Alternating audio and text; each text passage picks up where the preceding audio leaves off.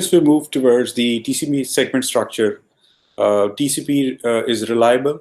It provides a reliable data delivery from one machine to the other machine.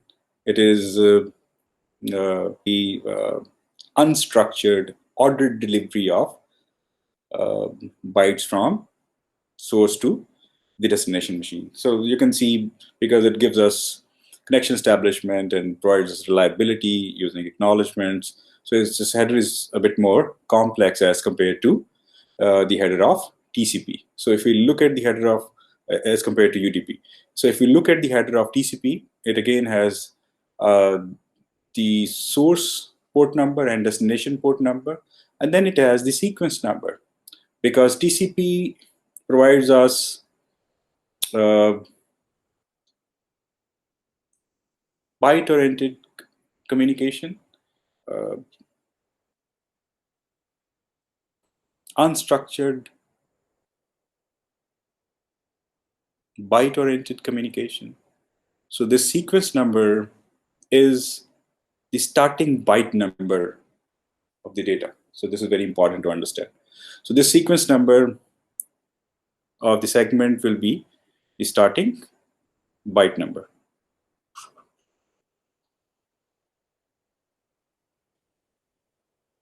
Starting data byte number.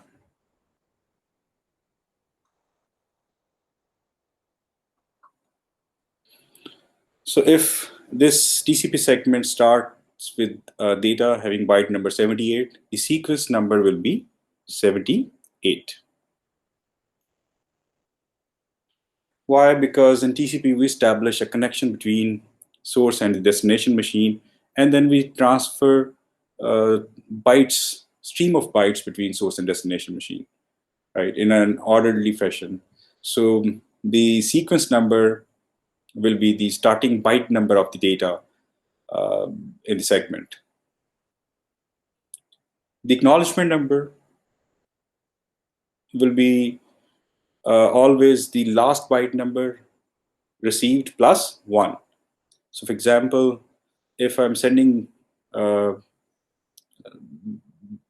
segment to machine B, it starts with byte number 78, and it has, for example, 100 bytes. So this means it will go up to byte number 178. Right. So last byte number will be 178. So when destination machine will send me an acknowledgement, what will be the acknowledgement number? The last byte number plus 1. So this means if this is the TCP segment that is being forwarded by the destination machine, here the acknowledgement number will be the last byte number received by the receiver plus 1. What does this mean? This means that receiver has received byte numbers up till 178, and the next byte number that receiver is expecting is 179. And what will be the segment sequence number that machine or the source will be sending? Yes, right. That's right, 179. Right. So this means the acknowledgement number is always the last byte number received plus 1. This means that the receiver has received byte number in this example, for example, has received byte number 178 and is ready to receive a TCP segment having sequence number 179, means starting with byte number 179. Okay, then we have the header length. This field identifies that having header length means that the header length is not fixed in this case. Why the header length is not fixed? Because we have this options field here. So if I'm not using this option field, the header length is 20 bytes. Right? So header length is 20 bytes in case the option field is not being used. But this can, if I'm making use of the options field, this can go, I'll discuss the option field in a minute. So this can go up to 40 bytes, and in some variants it can even go up to 60 bytes, right? So if I'm not making use of this option field, here the header length will be 20 bytes. But if I make use of options field, that I'll see in a minute, we'll discuss in a minute what do we have in this option field, the header size can go up to 40 bytes, and in certain variants, it can go up to 60 bytes. So then there's a field that is not being used. And then we have 6 flags here. These are very important to understand the working of TCP. So these 3 flags, RSF, these are used for connection establishment, resetting, and termination. Whenever I have to establish a connection with the server machine, so I'll be sending a TCP segment by setting the SYN flag, S. S stands for SYN, right? So if I want to establish a connection with Google server, for example, so I'll be sending a TCP segment by setting this SYN flag. And similarly, I'll receive a response from the Google server by having SYN flag set.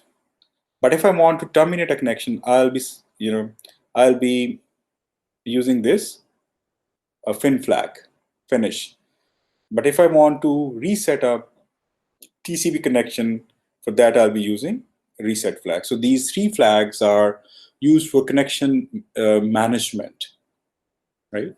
So if we want to establish a connection, I'll be using this, SYN flag. If I want to reset a connection, I'll be using this, setting this reset flag. If I want to terminate or tear down a connection, I'll be using this fin flag, finish flag. Right. So next we have this push flag, P. Here P stands for push. Whenever the push flag is set, this means a receiver has to push the data in this segment on priority basis to the application process. So at the application, so let me go back to the scenario that we discussed earlier. So if the push flag is set, so upon receiving a segment, B has received a segment, and if in the header the push flag is set, so data will be pushed to the application process on priority basis. And remember, this is happening on the destination machine, on the receiver side. So whenever a push flag is set, this means a receiver has to push the data in the TCP segment on priority basis to the application process. Generally, push flag is not used. Then we have this acknowledgement flag. If a destination machine is sending acknowledgement to the sender, this acknowledgement flag will be set. And remember, we also have this acknowledgement number here. So this leads us to another question for our online session. Why do we need to have this acknowledgement flag when there is already acknowledgement number in the TCP segment header? So मैं यहाँ पे लिख देता हूँ आपके लिए why this acknowledgement flag when acknowledgement number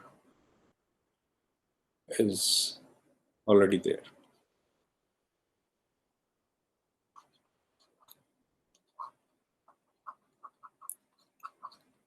So what do you think? What's your take on this? So why do we need to have this acknowledgement flag? So one thing is very clear, the acknowledgement flag will always be set when we are sending an acknowledgement. But there's an obvious question here. When there is already an acknowledgement number present, why do we need to have this acknowledgement flag here? So I would like to have this discussion in the live session. I want you to think about it and discuss in the live session. And then we have this urgent flag here. Whenever the urgent flag is set, we also need to provide information. We also need to provide the urgent data pointer. So this field here is the urgent data pointer. So whenever we are setting this flag, the urgent flag, generally not used by the way, whenever this urgent flag is set, we need to provide the urgent data pointer. So what the urgent flag tells? The urgent flag tells the receiver that this segment contains the urgent data that needs to be forwarded to the destination process on priority basis.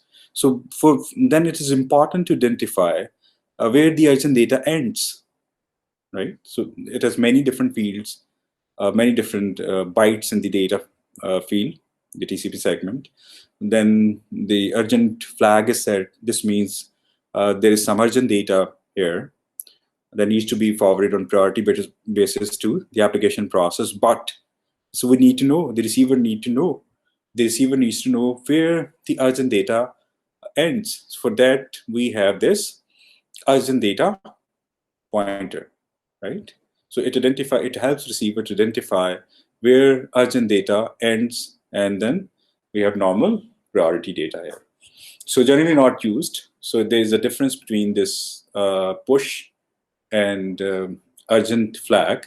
So whenever the push flag is set, this means data will be pushed on priority basis to the receiving process. But whenever the urgent flag is set, we also need to provide the urgent pointer that tells the receiver where the urgent data ends that need to be forwarded to the receiver process, the application process at the receiving machine on priority basis. Then we have this option fields. So if you're making use of this options field, this means the header size can increase. So the options field here can be used to negotiate the segment header size or to rescale the window sizes. So remember, we still need to discuss this receive window size. So if I have to rescale the receive window size for that, and this usually happens in high-speed networks, so I need to make use of this options field. So for the rescaling receive window, so we'll discuss receive window in a minute. In high-speed networks, I can make use of this options field. If I want to timestamp TCP segment, I can make use of this options field here. So what is the functionality of this receive window here? The receive window identifies the amount of data that a receiver is willing to receive. Means the number of bytes that a receiver is willing to receive. And this depends upon obviously the space in the receiver buffer. For example, this is the receiver buffer, and this segment of the receiver buffer is already occupied, and this is the available space here. Say these are 8 bytes. So this means I cannot send data more than 8 bytes to the destination machine. Why? Because the available space is only 8 bytes. By the way, this receiver window size is a bit more complex. We'll see in the coming lectures. It not only depends upon the space available in the receiver buffer, it also depends upon the congestion in the network, or either of these two or both, right? So there are two factors. Either the available space means the number of bytes that the receiver is willing to receive, means the available space in the receiver buffer, or network congestion. Right? So based on this, we decide the number of bits that we can forward to the receiver. So generally, the receive window size is advertised by the receiver, or is identified based on the congestion scenario of the network in this case. And then we have this application data. So whatever is coming from the application will be encapsulated inside this data field. Remember, we have already discussed this, that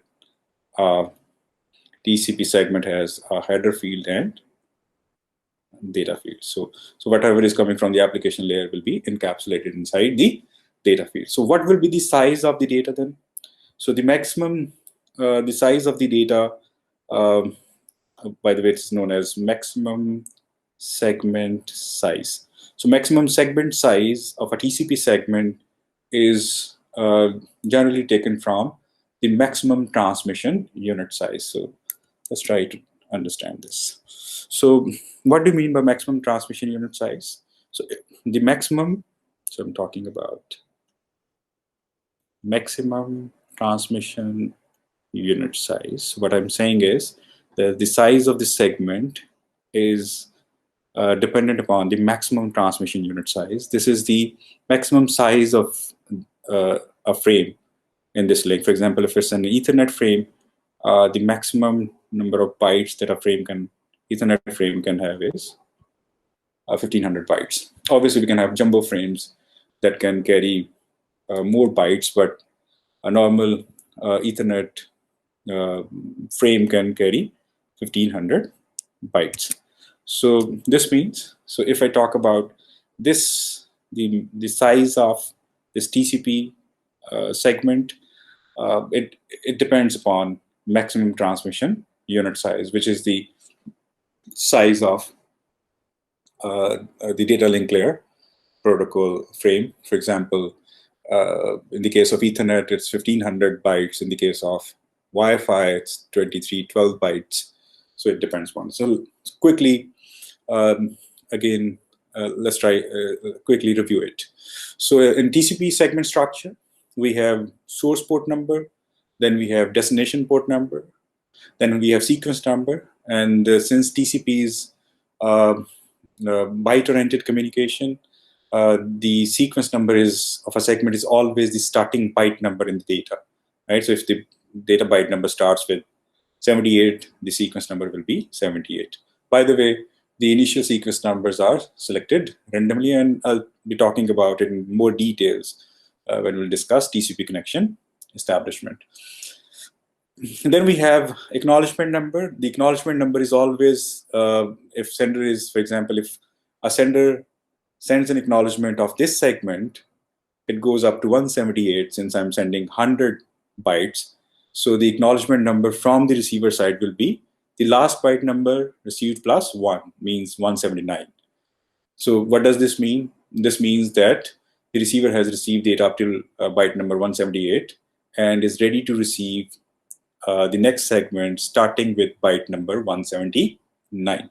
Then we have this header length, which is in normal case generally is 20 bytes, but it can be extended up to 40 bytes. And if we talk about, there are variants in which it goes up to 60 bytes.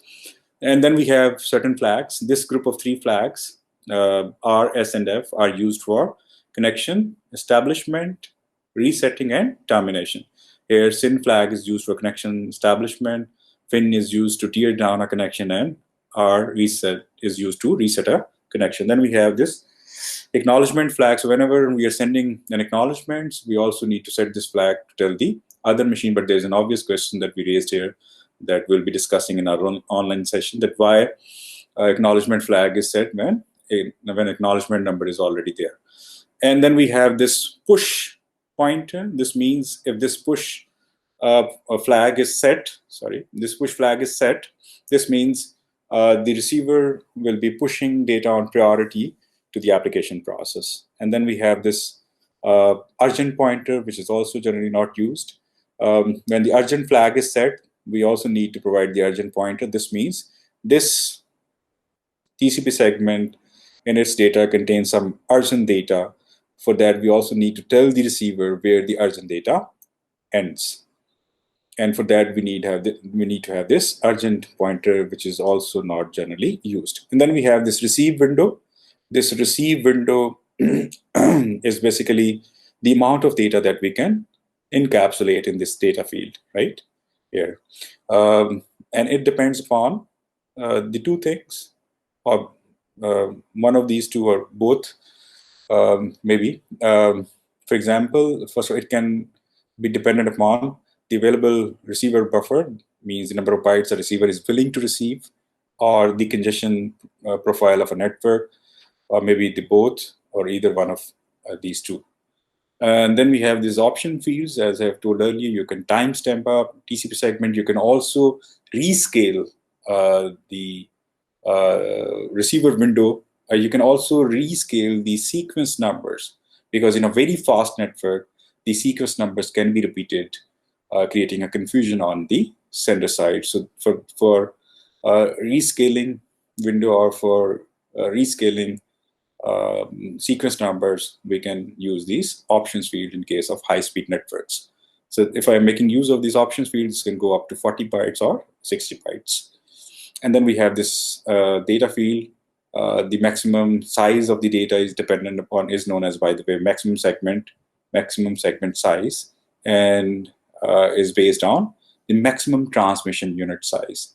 This is the maximum size of a frame, because ultimately these segments will be encapsulated in inside a datagram, and then the datagram will be encapsulated inside a frame. So we cannot have, we have to keep in mind the maximum transmission unit size here. Okay, so let us talk about sequence and acknowledgement numbers a little bit in detail, and let us try to understand it with the help of an example also. So as we discussed, the TCP views data as unstructured but ordered stream of bytes. So it means machine A and machine B will be establishing a connection first, and then machine A will be sending a sequence of bytes from a sequence of bytes will be transferred from machine A to machine B. So in this case, the sequence numbers are over bytes, not segments. So a segment number is basically the initial byte number in the segment, right? And yes, the initial sequence numbers are selected or chosen randomly. TCP is a full duplex communication, means we number the data irrespective, independent of the direction. And similarly, the acknowledgement numbers are the last byte number plus one, means the next byte number that is expected from the sender. And this is very important. In TCP, the acknowledgements are cumulative. We'll discuss this in a minute in more detail. So I leave it with a question mark. So, so let's first try to understand the sequence numbers and acknowledgement number with the help of an example. So for example, machine A has to transmit a segment to machine B, and it has to transfer 1,000 bytes, and the starting byte number is 42. So what will be the sequence number? Yes, you're right. The starting byte number, which is 42. And obviously, say this is an ongoing communication. Earlier, B has transmitted a segment to the last byte number was in the data was 878.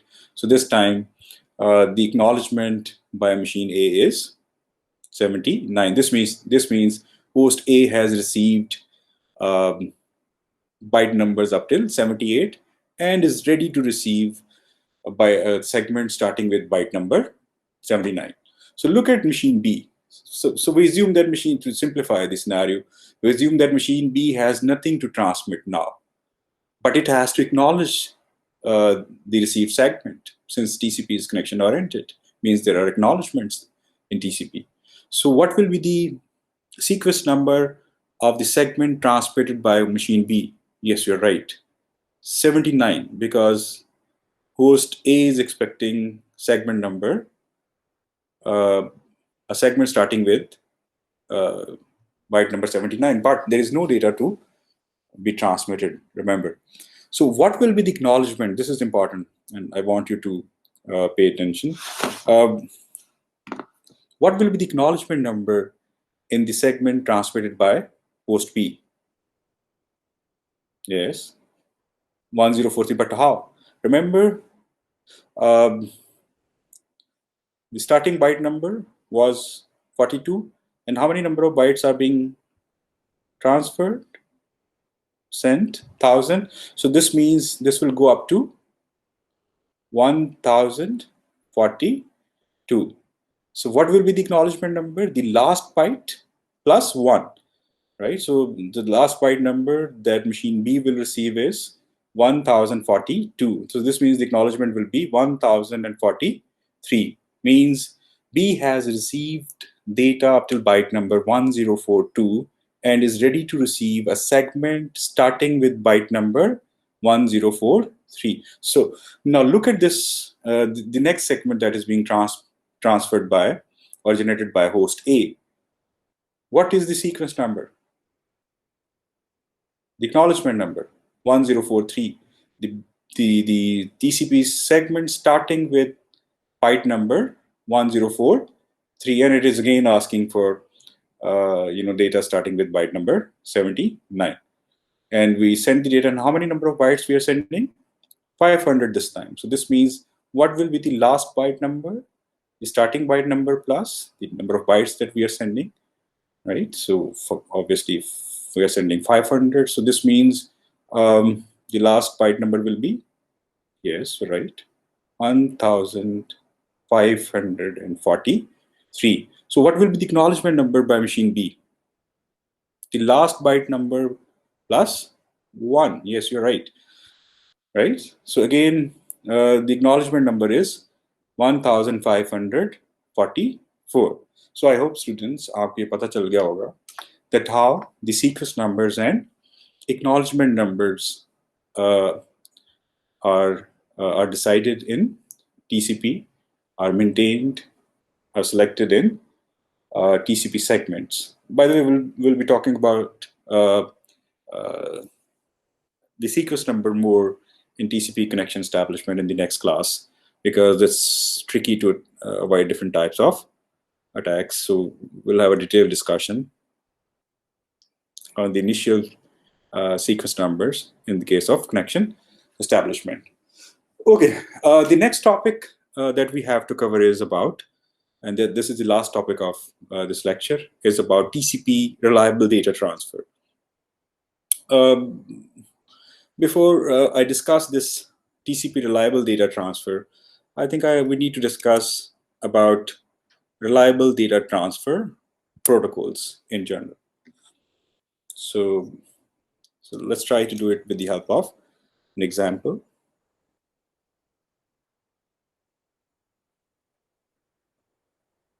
So let's assume that we have two machines.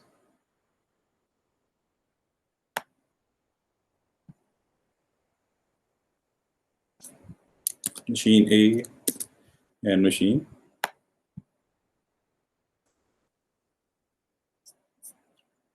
B.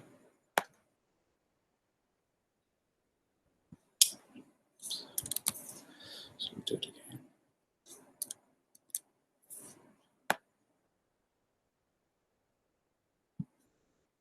And this is the timeline increasing downwards.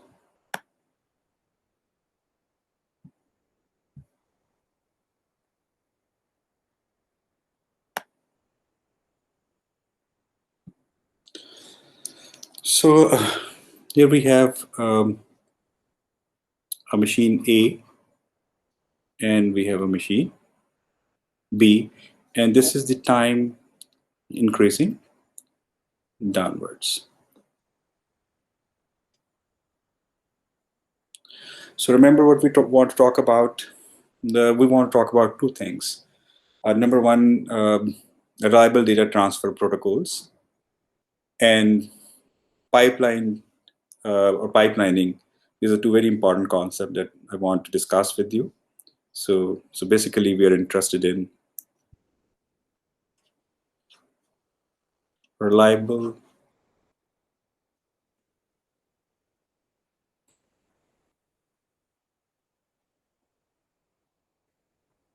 data. transfer.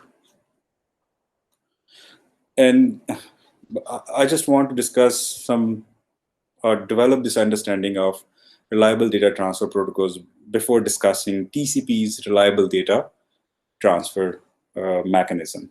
So let's start discussing a simple concept. So say a machine, whenever a machine has to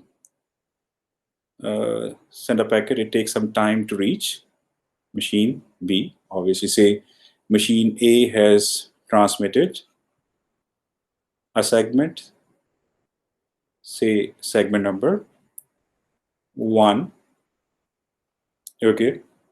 And in a general reliable data transfer protocol, whenever a machine transmits a segment, it starts a timer.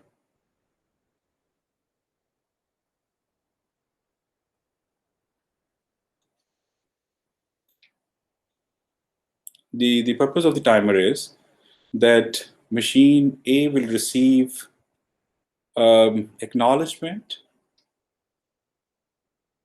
from machine B before the expiry of this timer, right? So for example, let's consider this scenario. Machine A transmitted segment number 1, but the acknowledgement is either lost. This is one possibility.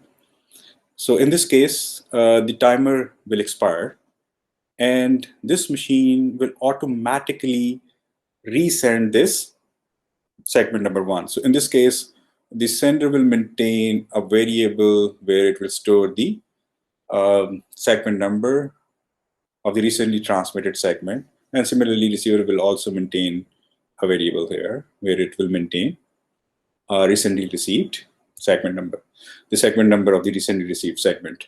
So the first scenario is in this reliable data transfer delivery protocol, if machine A is sending segment number 1, and there's a possibility the acknowledgement has lost. In this case, the timer will expire, and machine A will automatically resend segment number 1.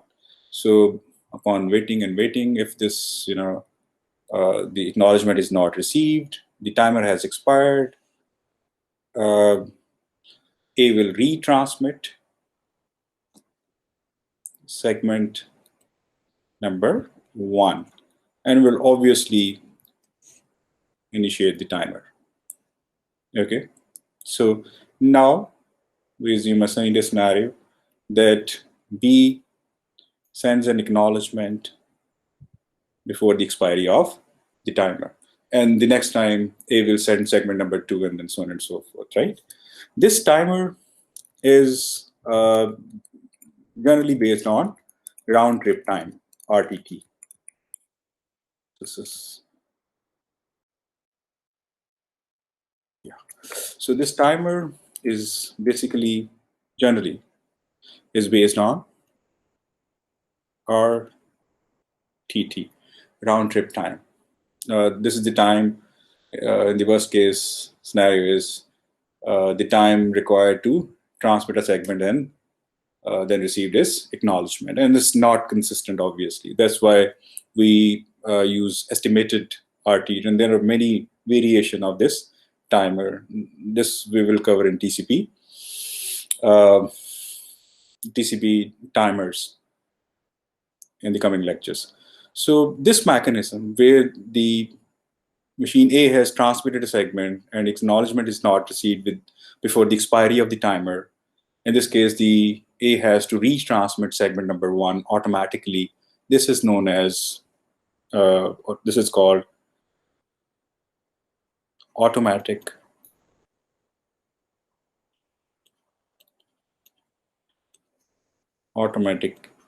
repeat request.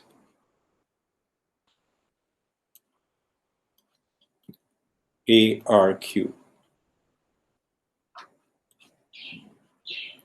Okay, so this mechanism where the acknowledgement is not received or acknowledgement is delayed, right?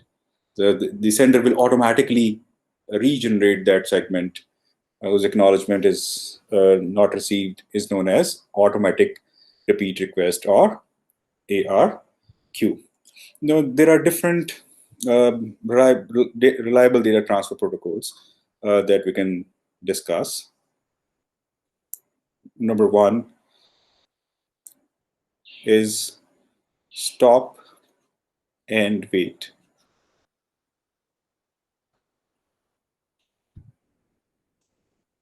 ARQ. And I'm hopeful that you understand ARQ now, automatic repeat request. And then the second is the second reliable data transfer protocol is go back and ARQ, automatic repeat request. And the third one is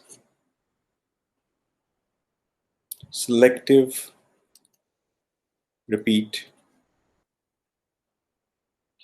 ARQ. So after discussing these reliable data transfer protocols, then we'll be in a position to talk about the reliable data transfer of TCP, and we'll see TCP is closer to either go back and or selective repeat, automatic repeat, or stop and wait, or is a hybrid of some of these protocols. So let's talk about this stop and wait first. So in this stop and wait automatic repeat request, when a sender transmits a segment, say segment number 1, it waits for the acknowledgement from the other side. And yes, when it transmits a segment, it initiates a timer, right? So for example, machine A has transmitted segment number 1, and now machine A will stop and wait for the acknowledgement. So machine A has transmitted segment number 1, and there's no problem with the acknowledgement. So in this case, the acknowledgement is received by machine A. And upon receiving acknowledgement of the first segment, machine A will transmit segment number 2.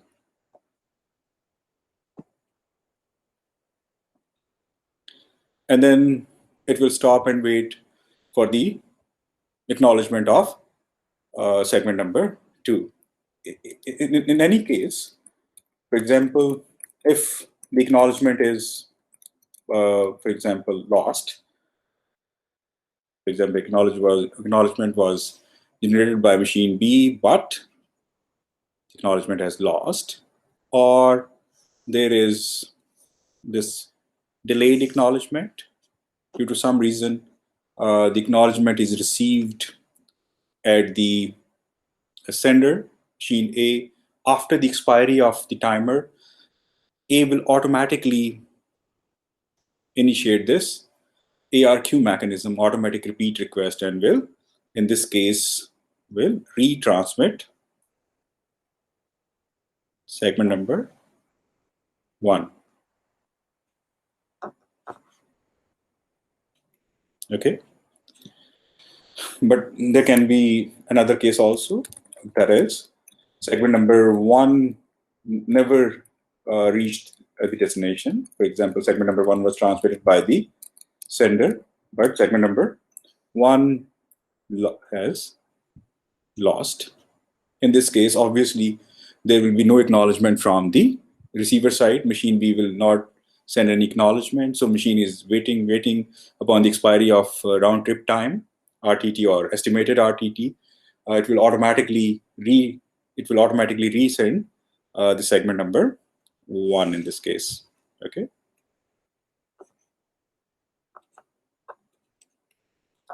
So what do you think was the problem with such a mechanism, stop and wait?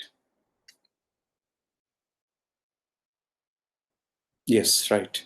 Because in stop and wait, after sending a segment, A is waiting for its acknowledgement. And A will only transmit the next segment, say segment number 2, when it receives the acknowledgement for segment number 1. So this makes this communication process very slow. We won't be able to have the optimal utilization of the bandwidth. Why? Because at any point in time, we are either only sending one segment or there is an acknowledgement from the destination, considering the destination scenario, the other scenario from the other side. When you're paying, for example, fortune for your bandwidth, and if you're making a protocol, reliable data transfer protocol such as stop and wait, this will really slow down your communication, obviously. So then what to do? So let's talk about the other option that we have. So that is go back N, GBN, right? Okay, in go back N, what we do basically is, rather than maintaining one variable on the sender and the receiver side, we have a buffer.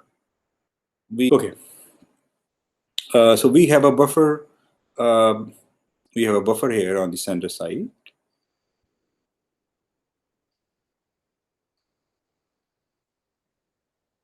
Here we have all the bits that we want to transfer. And similarly, we have a buffer on the receiver side.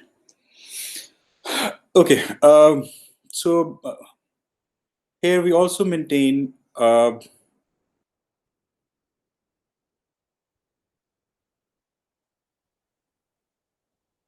size, which is n this case, that identifies that how many number of bytes we can, or say segment, to make it simple, we can transmit. So in this case, for example, we have 1, 2, and 3. So this means that based on the size of this, so allow me to call it window, I can transmit segment number 1. I can transmit 3 segments. I can transmit segment number 1. I can transmit segment number 2 without waiting for an acknowledgement. So segment number 2. So without waiting an acknowledgement, I'm also sending segment number 3. Right? So based on the size, this n of go back n, the size of the window, I can transmit that much amount of data or the segments. So what was happening in stop and wait? So after sending segment number 1, machine A was waiting for the acknowledgement. Upon receiving an acknowledgement for segment number 1, only then will transfer segment number 2. But in this case, in go back n, I'll be sending segment number 1, segment number 2, segment number 3. How many segments? It entirely depends on the size of this n of go back n, the window, right? And then the sender can send a cumulative acknowledgement.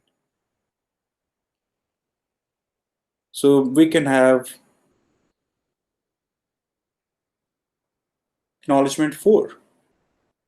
This means what? That the receiver or machine B has received segment number 1, segment number 2, and segment number 3, and machine B is ready to receive segment number 4. So upon receiving this acknowledgement, what will happen on the sender side? The sender side, now these segments have been acknowledged, right? I'm keeping it simple, or the bits have been acknowledged, right? And now I will move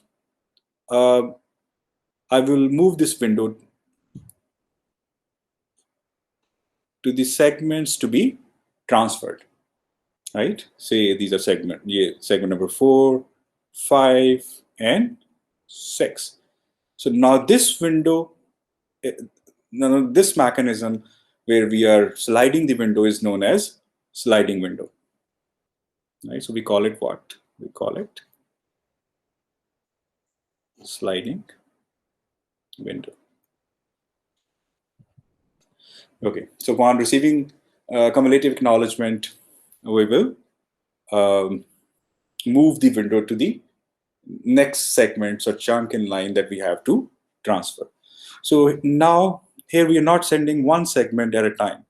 So what we are doing, we are sending segment number 1, 2, 3, 4, which entirely depends upon the n or the window, receive window size. Remember, we talked about this receive window size in the segment header of TCP that we said is dependent upon either the receiver buffer or the network congestion profile. Okay, so this is pipelining, right? So we are sending more than one segment depending upon the size. So we are sending segment 1, segment 2, segment 3. This is called pipelining, pipelined reliable data transfer. This is obviously more efficient than stop and wait in terms of bandwidth utilization, right? But here, the drawback with such a mechanism is that what if I'm sending segment 1, but segment 1 has been has lost, right? So let me draw it, make a new scenario for you to understand the challenge of such a scheme. So, for example, my transmit segment number 1, but segment number 1 has lost.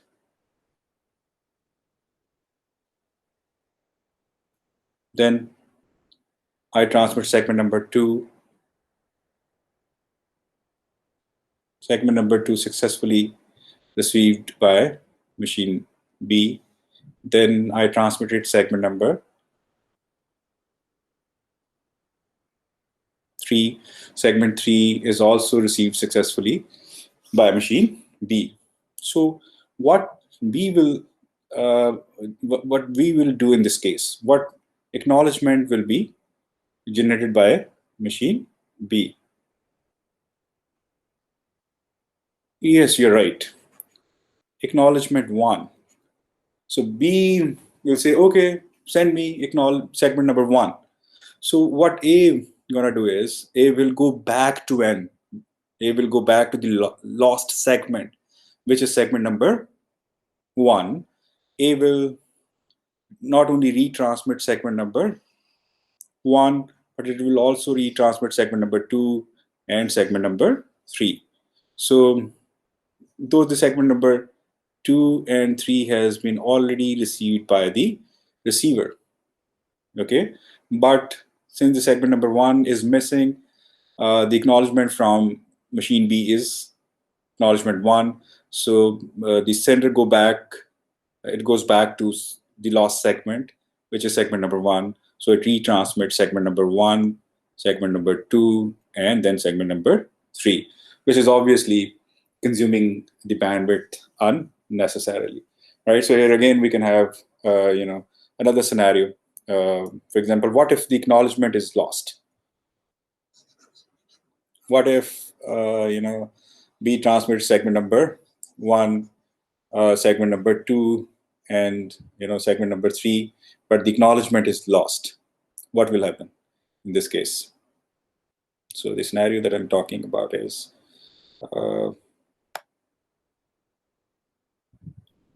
okay. Machine A transmitted segment number 1, then segment number 2, and then segment number 3. So 1, 2, and 3, and acknowledgement was generated, cumulative acknowledgement, say 4, the acknowledgement is lost. Acknowledgement is lost. What will happen? So A is waiting for the acknowledgement is not received, the timer goes out, then again it will go back to the last unacknowledged segment, say segment number 1 in this case. It will retransmit segment number 1, then 2, and then 3, right? So obviously there is a problem, performance constraint in this case, okay? So it can be improved with the help of selective repeat automatic repeat request. What it does is SR it does is, for example, if A has transmitted segment number 1 received by machine B, and then it transmits segment number. So segment number 1 is successfully transmitted and received, but segment number 2 is lost. And then it transmits segment number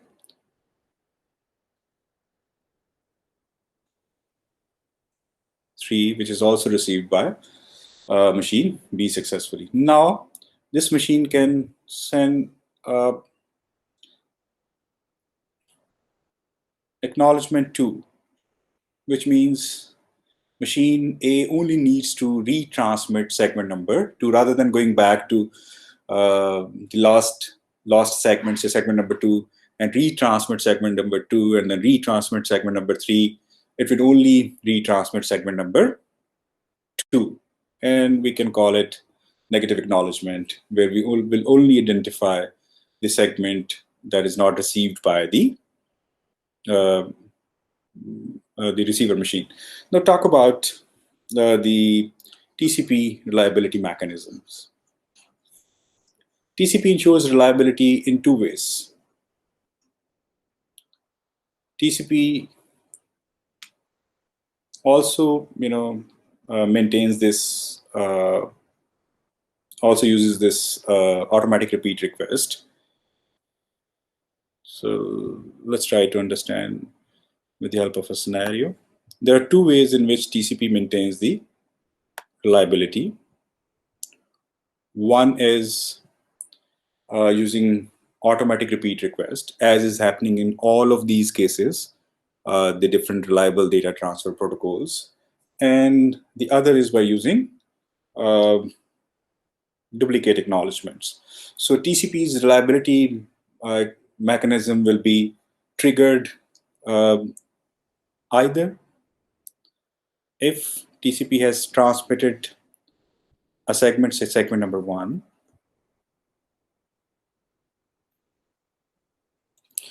and segment number 1 is received by machine B, and machine B generates an acknowledgement, but the acknowledgement is lost. And whenever TCP machine A using TCP transmits segment number 1, it generates an acknowledgement. It generates a timer, sorry. And if the acknowledgement is not received before the expiry of the timer goes out, and TCP using automatic repeat request will automatically resend segment number 1. This is one way TCP trigger its reliability mechanism. Okay. The other way is that TCP transmits segment number 1 well received by machine B.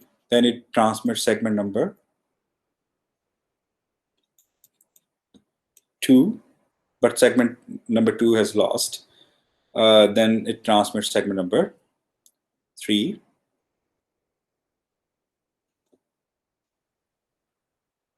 Now, B will not wait for the timer to goes out on the A or the sender side, and A will automatically resend segment number 2. Instead, B will, on receiving, let me extend it a little bit more clarity. B will send duplicate acknowledgements. What do we mean by duplicate acknowledgement? B will say, okay, fine, I need acknowledgement 2, means I need segment number 2. Segment number 2. I need segment number 2. So upon receiving 3 duplicate acknowledgement, the sender A will not wait for the expiry of the timer. Upon receiving 3 duplicate acknowledgement, sender will immediately resend segment number 2, the lost segment, segment number 2, right? So this is called the fast retransmit, because it will take time if sender waits for the expiry of the timer If there are duplicate acknowledgements from machine B, machine A will immediately resend the segment and will not wait for the expiry of the timer. TCP also has, you can see, cumulative acknowledgement. So what do you think? Is TCP more closer to go back N or a selective repeat? So this is another question for discussion in our live session that we'll be having discussion about. So I hope you will think about it. Okay, so if we talk about easy reliable mechanism, so now we can understand what information is given here. So it has it's basically a pipelined reliable data transfer. Means we are sending segments without waiting for an acknowledgement, because the acknowledgement is cumulative. And how many number of segments we can transmit, it depends upon the receive window size, which is calculated based on the space available in the buffer or the network congestion profile. Okay, and there are two ways in TCP's reliability mechanism triggered. One is the timeout event, where the timer expires, right? Where the RTT goes out, the timer expires, right? Or duplicate acknowledgement. How many duplicate acknowledgements?